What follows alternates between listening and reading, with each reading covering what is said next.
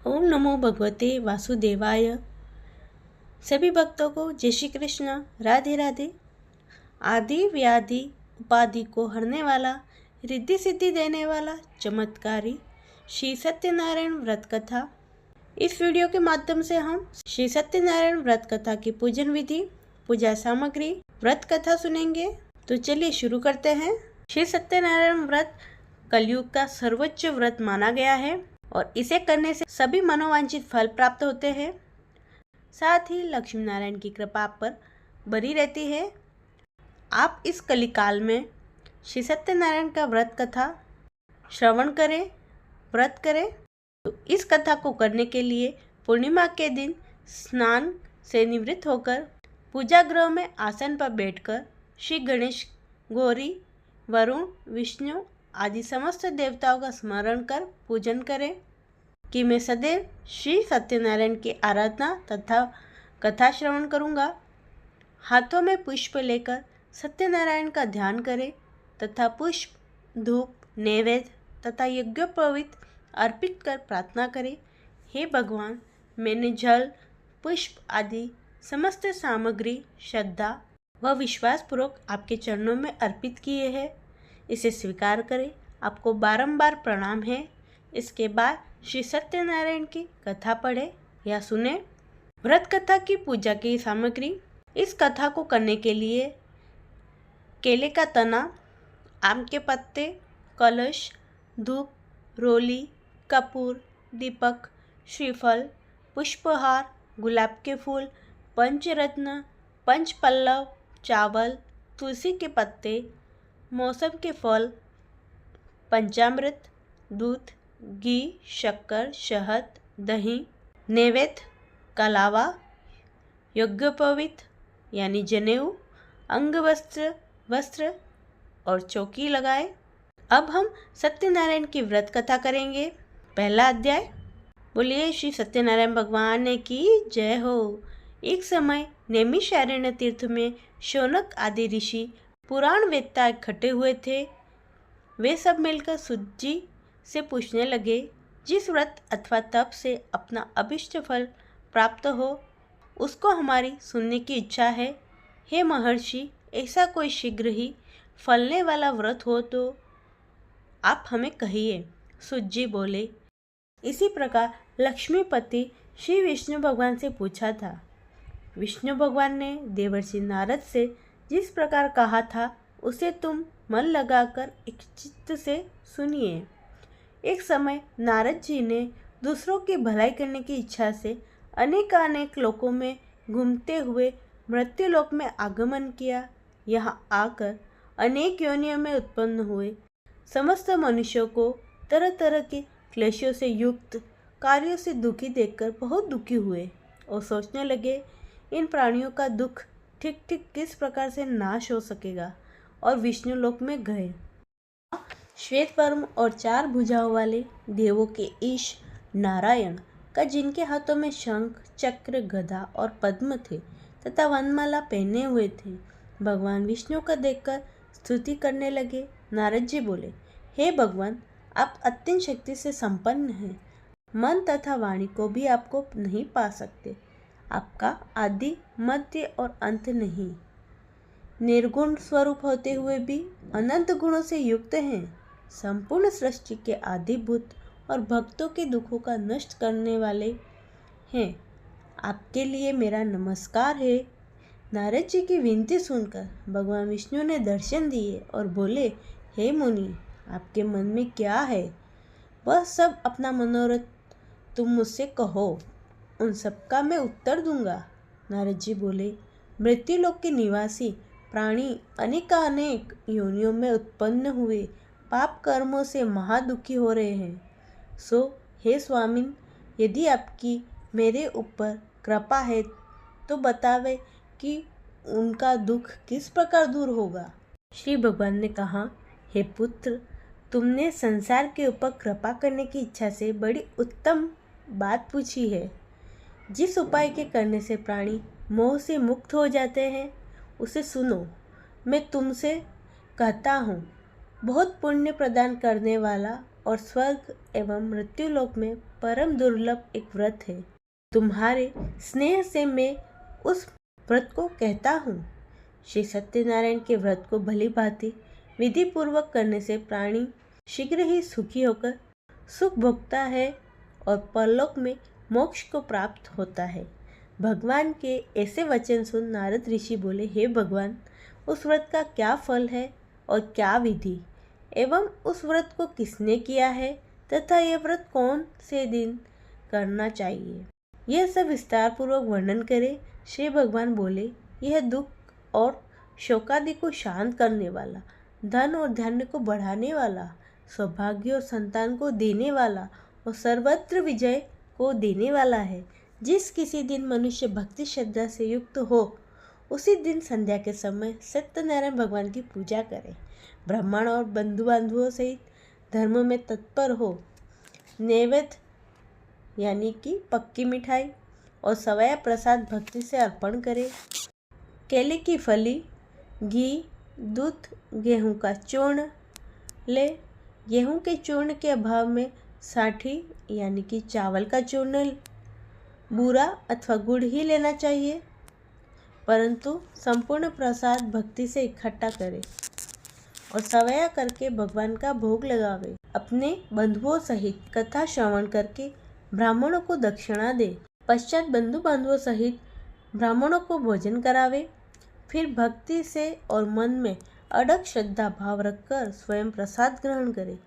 नृत्य, गीतादि, रात्रि में जागरण का आचरण करे।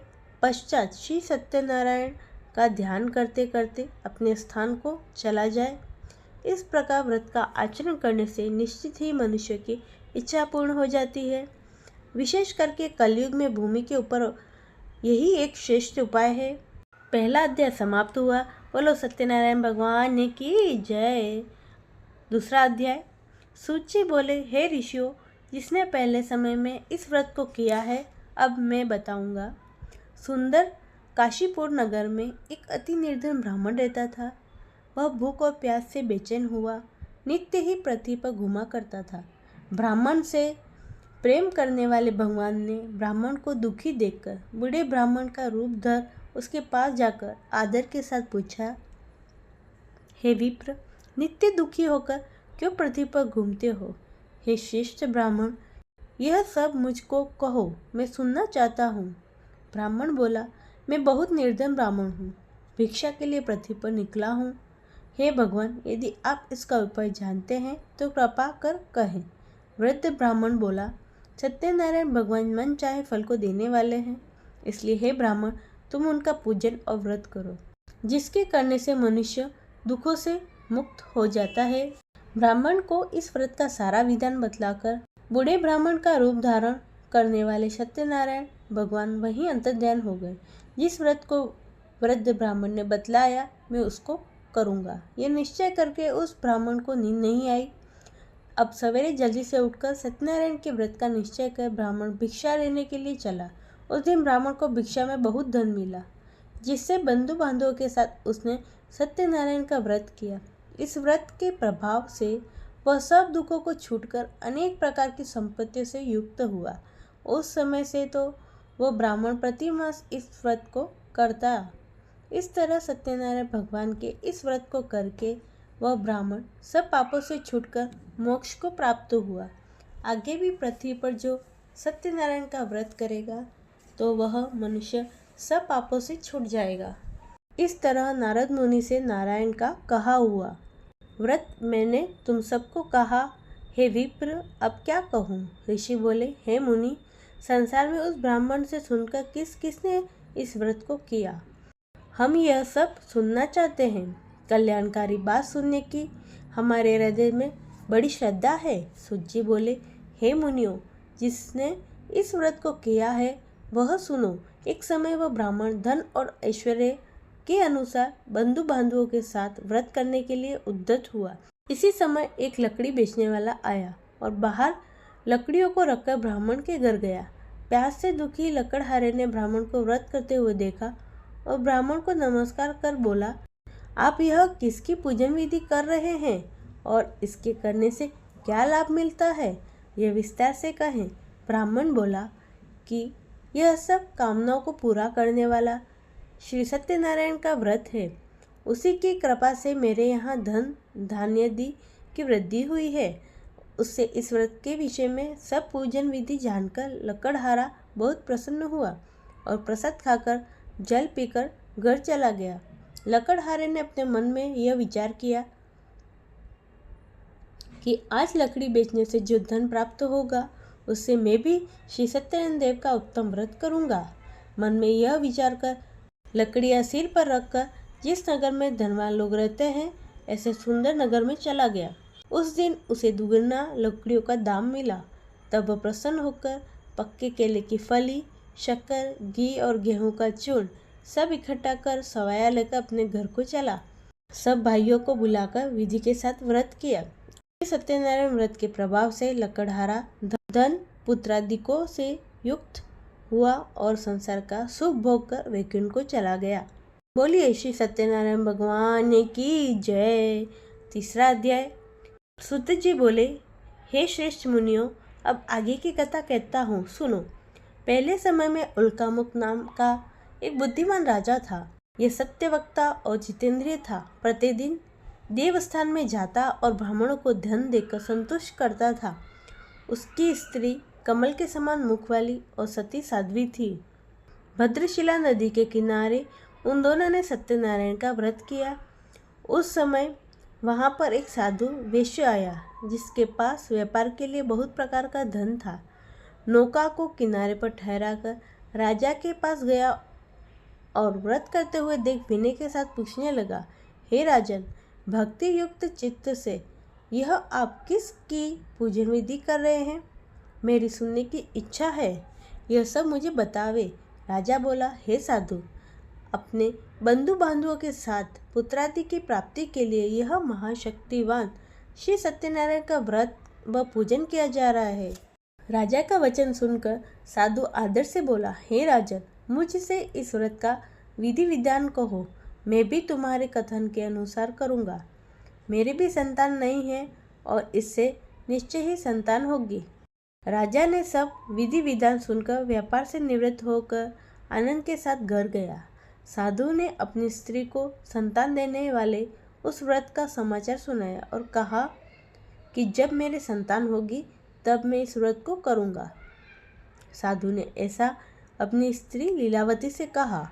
एक दिन उसकी स्त्री लीलावती पति के साथ आनंदित हो सांसारिक धर्म में प्रवृत्त हुई और सत्यनारायण भगवान की कृपा से वह गर्भवती हो गई तथा 10वें महीने में उसको एक कन्या का जन्म हुआ। दिन दिन वह इस तरह बढ़ने लगी जैसे शुक्ल पक्ष का चंद्रमा बढ़ता है। कन्या कलावती का नामकरण संस्कार किया गया। पश्चात लीलावती ने मीठे शब्दों में स्वामी से कहा कि आप पहले संकल्प किया हुआ भगवान श्री सत्यनारायण का व्रत क्यों नहीं करते? साधु बोला कि हे विप्र, इसके विवाह के समय व्रत करूंगा। अपनी स्त्री को यह आश्वासन देकर वह नगर को गया। कलावती पितृगृह में बढ़ते बढ़ते ही युवा हो गई। साधु ने जब नगर में सखियों के साथ कन्या को देखा तो तुरंत ही उस धर्मवित्त ने दूत को बुलाकर भेजा कि कन्या के विवाह के लिए अच्छे वर की खोज करे। साधु की आज्ञा पाकर दूत कंचनपुर नगर गया। वहां से एक वैश्य के पुत्र को लेकर आ गया। साधु ने सुंदर गुण युक्त वैश्य पुत्र को देखकर जाति और बंधु बांधवों सहित संतुष्ट होकर विधि के अनुकूल अपनी कन्या को उसके साथ विवाह कर दिया। प्रारब्ध से विवाह के समय साधु व्रत करना भूल गया, जिसके कारण भगवान रुष्ट हो गए, कोपायमान हो गए। अपने कर्म में प्रवीण साधु कुछ समय पीछे दामाद सहित व्यापार के लिए गया और सिंधु के समीप रत्नपुर नगर में व्यापार करने लगा। उन दोनों के राजा चंद्रकेतु के नगर में पहुंचने पर श्री सत्यनारायण भगवान ने उसको प्रतिज्ञा भ्रष्ट देकर शाप दिया कि साधु को अत्यंत दारुण दुख मिले। एक दिन राजा के धन को लेकर चोर वहां ही आए जहां दोनों ठहरे थे। पीछे से राजा के दूतों को दौड़ते हुए आते देख भयभीत होकर माल वहीं छोड़कर छिप गए। राजा के दूत साधु वैश्य के पास पहुंचे तो वहां राजा के धन को रखा देखकर उन दोनों वैश्यों को ले गए। प्रसन्नता से दौड़ते हुए राजा के समीप जाकर बोले, एक दो चोर हम लाए हैं, देखकर आज्ञा दे। राजा की आज्ञा पाकर उनको तुरंत ही दृढ़ता बांधकर महाकारागार में बिना विचारे डाल दिया। श्री सत्यनारायण भगवान की माया से वशीभूत होकर किसी ने उनका कहना नहीं सुना और उन दोनों का धन भी राजा चंद्रकेतु ने ग्रहण कर लिया। उसी शाप के द्वारा उनकी स्त्री भी घर पर बहुत दुखी हुई और घर पर जो धन था वह चोरों ने चुरा लिया। शारीरिक और मानसिक पीड़ाओं से तथा भूख और प्यास से अति दुखित हो अन्न की चिंता में घर घर भिखारिन की माफक भटकने लगी। एक दिन कन्या भूख से पीड़ित हुई ब्राह्मण के घर गई। वहां जाकर उसने सत्यनारायण का पूजन देखा। वहां बैठकर कथा सुनकर प्रसाद ग्रहण कर रात को घर लौटी। माता लीलावती ने कन्या को प्रेम से पूछा, हे पुत्री, रात में कहाँ रही? वह तेरे मन में क्या विचार है? कलावती ने शीघ्र ही माता से कहा कि हे माता, मैंने एक ब्राह्मण के घर में मनचाहा फल देने वाला पूजन देखा है। कन्या के ऐसे वचन सुनकर वेश्या की स्त्री श्री सत्यनारायण का व्रत करने को तैयार हुई। उस वेश्या की स्त्री ने अपने कुटुंबियों व बंधुओं के साथ व्रत किया और श्री सत्यनारायण भगवान से वर मांगा कि मेरे पति और दामाद शीघ्र ही घर आ जावे और प्रार्थना की कि दोनों का अपराध क्षमा करे। सत्यनारायण भगवान फिर इस व्रत को संतुष्ट हो गए। वे राजा चंद्रकेतु के सपनों में दिखाई दिए और कहा कि राजन, दोनों बंदी वेश्यों को कल सुबह ही छोड़ देना और उसका वह सब धन दे देना जो तुमने ले लिया है, नहीं तो तेरा राज्य, धन, पुत्रादि सब नष्ट कर दूंगा। राजा को ऐसा कहकर भगवान अंतर्धान हो गए। प्रातः काल राजा चंद्रकेतु ने अपने स्वजनों के साथ सभा में बैठकर सबको अपना स्वप्न सुनाया और दोनों वैश्य पुत्रों को शीघ्र छोड़ने को कहा। उन्होंने राजा के वचन सुनकर दोनों वैश्य पुत्रों के बंधन खोल राजा के पास लाकर खड़ा कर दिया। तब राजा ने विनयपूर्वक कहा कि उन दोनों वैश्य पुत्रों को बेड़ी के बंधन से मुक्त करके आजाद कर दो। इन दोनों ने राजा चंद्रकेतु को प्रणाम कर पहली बातों का स्मरण करते हुए डर के मारे कुछ न कहा। राजा ने दोनों वैश्यपुत्रों को देखकर आदर सहित कहा कि प्रारब्ध से आपने अत्यंत दुख उठाया, परंतु अब कुछ डर नहीं है, और उनकी बेड़ियां निकलवाकर हजामत आदि बनवाई। राजा ने उनको वस्त्राभूषण देकर दोनों को कहा कि अब अपने घर जाएं। उन दोनों ने राजा को नमस्कार कर कहा कि आपकी कृपा से जाए। यह कहकर दोनों वेश्य अपने घर को चले गए। तीसरा अध्याय समाप्त। बोलिए श्री सत्यनारायण भगवान की जय। चौथा अध्याय। सुत जी बोले, वेश्य ने मंगलाचरण करके यात्रा आरंभ की और ब्राह्मण को धन देकर अपने नगर की ओर चला। वेश्य को थोड़ी देर पहुंचने पर सत्यनारायण भगवान ने पूछा कि साधु, तेरी नाम में क्या भरा है? अभिमानी वेश्य ने हंसते हुए उत्तर दिया, हे दंडी, आप क्यों पूछते हो? वेश्य का कठोर वचन सुनकर भगवान ने कहा, तुम्हारा कहना ही सत्य हो। ऐसा कहकर तुरंत ही दंडी उसके पास चले गए और कुछ दूर जाकर समुद्र के किनारे आसन जमा दिया। दंडी के चले जाने पर वेश्य को नित्य क्रिया के पश्चात नाव को ऊंची उठी देखकर बहुत आश्चर्य हुआ तथा नाव में घास फूस आदि देखकर मूर्छित हो भूमि पर गिर पड़ा। पुनः मूर्छा खुलने पर वेश्य बहुत चिंतातुर हुआ। उस समय उसके दामाद ने कहा कि आप शोक न करें, ये दंडी का शाप है।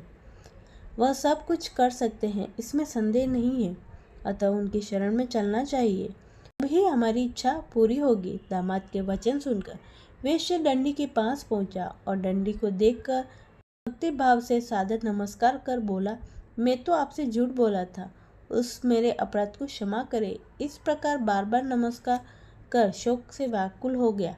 उस वैश्य को इस विलाप करते हुए देखकर दंडी स्वामी ने कहा, रो मत और मेरे वचन को सुन, तुम मुझ पे बहिर्मुख हो गए हो। ये दुर्बुद्धि मानव, तुमने मेरी आज्ञा से पुनः दुख पाया है। भगवान के ऐसे वचन सुन वैश्य स्तुति करने के लिए उद्यत हुआ। साधु बोला, हे भगवान, आपकी माया से मोहित हुआ ब्रह्मा आदि देवता भी जब आपसे रूप को नहीं जानते, तब मुझसा दुर्बुद्धि आपकी माया से मोहित होकर कैसे जान सकता है? आप प्रसन्न हो जाइए, मैं ऐश्वर्य के अनुसार आपकी पूजा करूंगा। मुझ शरणागत की रक्षा करे और पहले के समान नौका में धन कर दे।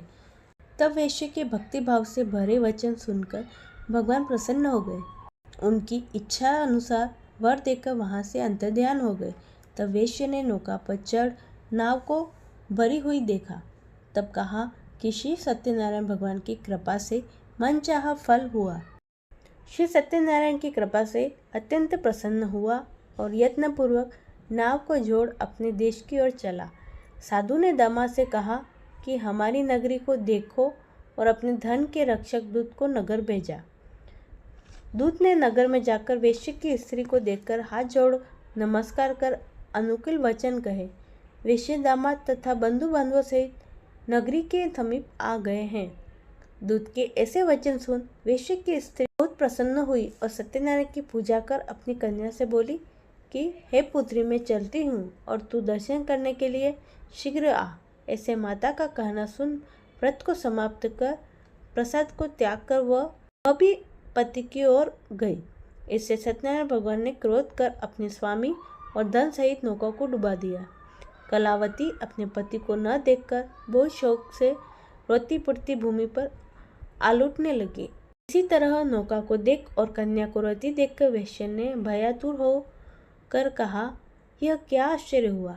सारे मल्लाह भी चिंता करने लगे। तब लीलावती अपनी कन्या को देख अत्यंत बेचैन हो गई और विलाप करते हुए पति से बोली, अभी नाव सहित कहाँ छिप गए। मैं नहीं जानती कौन से देवता के प्रकोप से नाव हरी गई। श्री सत्यनारायण भगवान का महात्म्य कौन जान सकता है।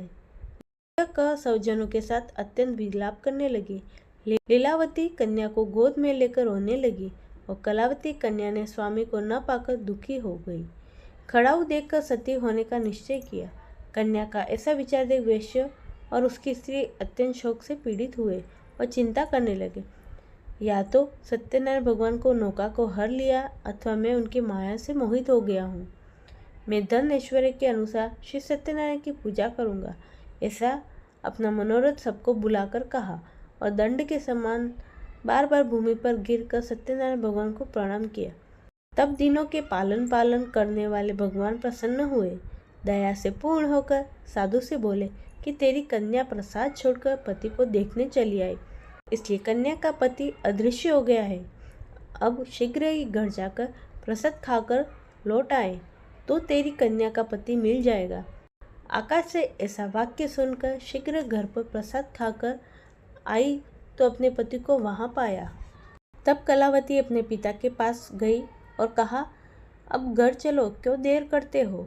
कन्या का वचन सुनकर वेश्या संतुष्ट हुआ। सत्यनारायण का विधि विधान से पूजन करके बंधु बांधव सहित अपने घर पर गया और पूर्णमासी सदैव सत्यनारायण का विधि से पूजन कर इस लोक में सुख भोग कर मरने के पश्चात स्वर्ग लोक में गया। चौथा अध्याय पूरा हुआ। बोलो श्री सत्यनारायण भगवान की जय। पांचवा अध्याय। सुत जी बोले, हे ऋषियों, अब मैं कहता हूँ सुनो। प्रजापालन में लीन तुंगध्वज नाम का राजा था।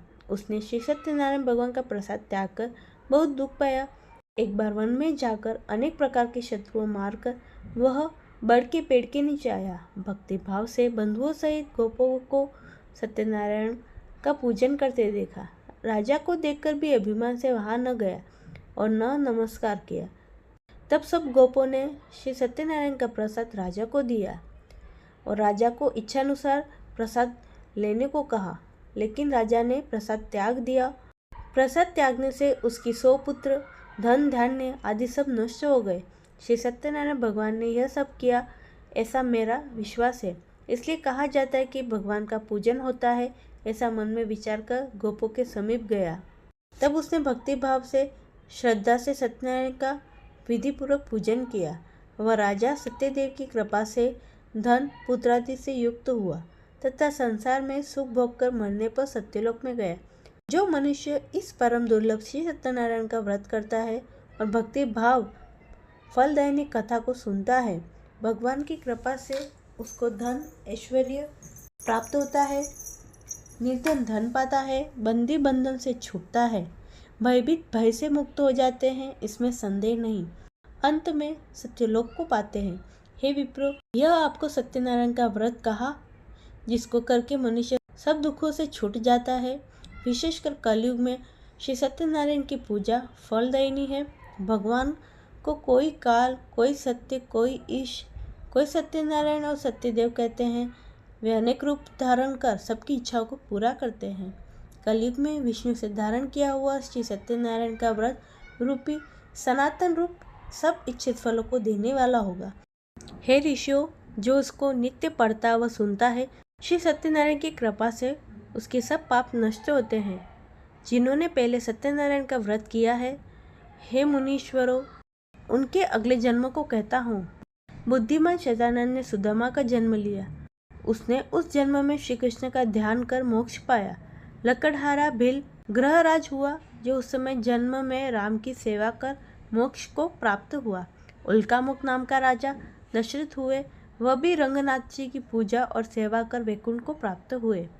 धर्मात्मा सत्य प्रतिज्ञ साधु मोरध्वज बना, जिसने अपने पुत्र को आरे से आधा चीरकर भगवान को देकर मोक्ष को प्राप्त किया। महाराज तुंगध्वज स्वयंभू मनु हुए, जिन्होंने भगवान के सब भक्ति युक्त कर्म कर वैकुंठ को प्राप्त किया। इस प्रकार श्री सत्यनारायण की कथा पूरी हुई। बोलो सत्यनारायण भगवान की जय। अब भी मनोवांछित फल पाने के लिए श्री सत्यनारायण का व्रत जरूर करिए। और आपको हमारे श्री सत्यनारायण व्रत कथा कैसी लगी हमें कमेंट करके ज़रूर बताइए। आपको ये वीडियो अच्छा लगा है तो इसे लाइक करें और हमारे श्री हरि भक्ति चैनल को सब्सक्राइब करें। राधे राधे।